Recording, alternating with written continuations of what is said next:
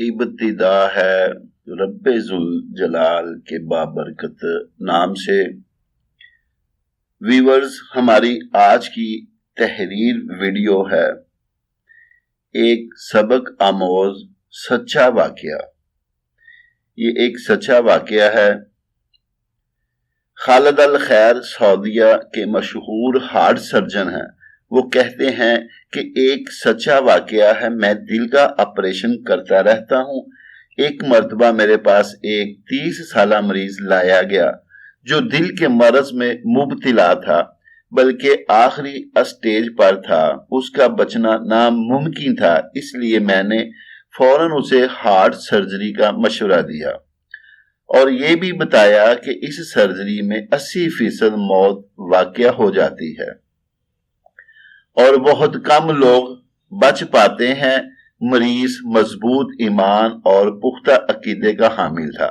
رب تعالیٰ پر توکل کر کے سرجری کے لیے تیار ہو گیا۔ اتفاق دیکھیے، آپریشن کے بعد خدا کا شکر وہ جلدی شفا یاب بھی ہو گیا اور وہ ہفتوں بعد ہسپتال سے فارغ ہو کر صحت مند لوگوں کی مانند مصروف دنیا ہو گیا۔ تقریباً 7 ماہ بعد اس کے ایک رشتہ دار نے فون کر کے بتایا کہ وہ فوت ہو گیا ہے۔ اس کی وفات کے چند دن قبل میں نے اس کا چیک اپ کیا تھا، وہ بالکل تندرست تھا، اس کا دل معمول کے مطابق تھا۔ مجھے اس کے رشتہ دار نے بتایا کہ چائے پیتے پیتے اچانک لیٹ گیا اور اس کی روح پرواز کر گئی۔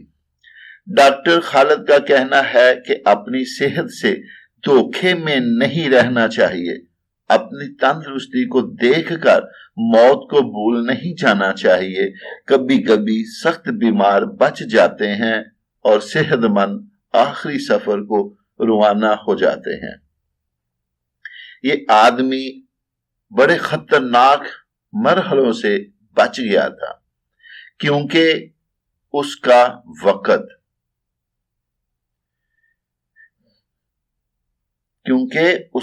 وقت نہیں آیا تھا،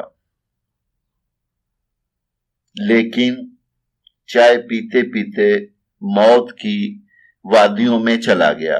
لہذا جوانی میں بڑھاپے کا انتظار کر کے توبہ میں تاخیر نہ کریں۔ آج ابھی اور اسی وقت سچی توبہ کر کے اللہ تعالیٰ کے دوست بن جائیں۔ شاید ہمیں اگلا دن، اگلا ہفتہ یا اگلا سال دیکھنا نصیب نہ ہو۔ یاد رکھیے، بڑھاپے میں تو شیر بھی بلی بن جاتا ہے۔ ایک جوان کی توبہ رب تعالیٰ کو 1000 بوڑھوں کی توبہ کرنے سے زیادہ پسند ہے۔ حضور کریم صلی اللہ علیہ وسلم کا فرمان ہے، توبہ کرنے والا اللہ کا دوست بن جاتا ہے۔ اگر آپ بھی اللہ کے دوست بننا چاہتے ہیں تو توبہ میں دیر نہ کیجیے، ایسا نہ ہو کہ پھر توبہ کا موقع نہ ملے۔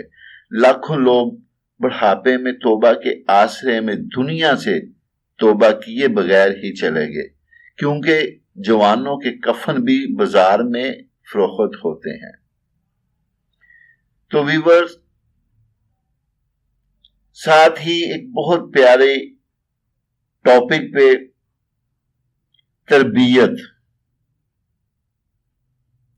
تربیت پہلے اپنی کیجئے، بعد میں اپنے بچوں کی کیجئے۔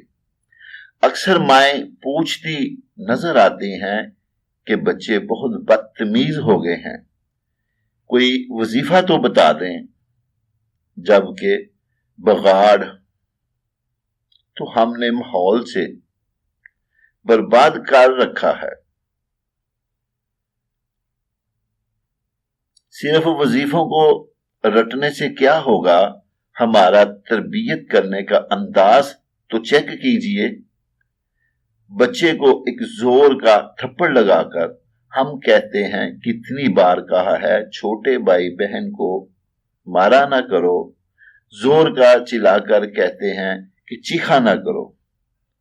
جھوٹ سے روکنے کے لیے اس کو کہتے ہیں جو جھوٹ بولتا ہے اس کی زبان کالی ہو جاتی ہے۔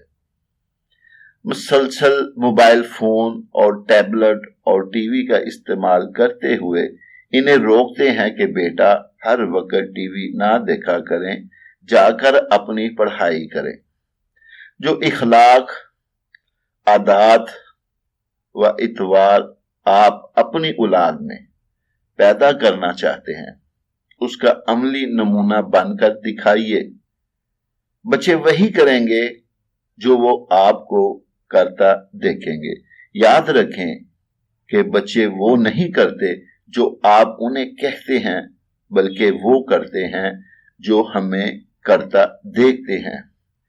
لہذا پہلے ہم ماں باپ کو اپنی تربیت کرنی چاہیے اور بعد میں اپنے بچوں کی۔ لفظ زندہ رہتے ہیں۔ تو ویورز، آخر میں دعا ہے اللہ تعالی ہمیں اچھی باتوں پر عمل کرنے کی توفیق عطا فرمائے، اور جو دوست ہمارے چینل کے ساتھ جڑ گئے ہیں، اللہ تعالیٰ ان پر اپنی کروڑوں رحمتیں برکتیں نازل فرمائے۔ تو ویور خوش رہو، خوشیاں بانٹو۔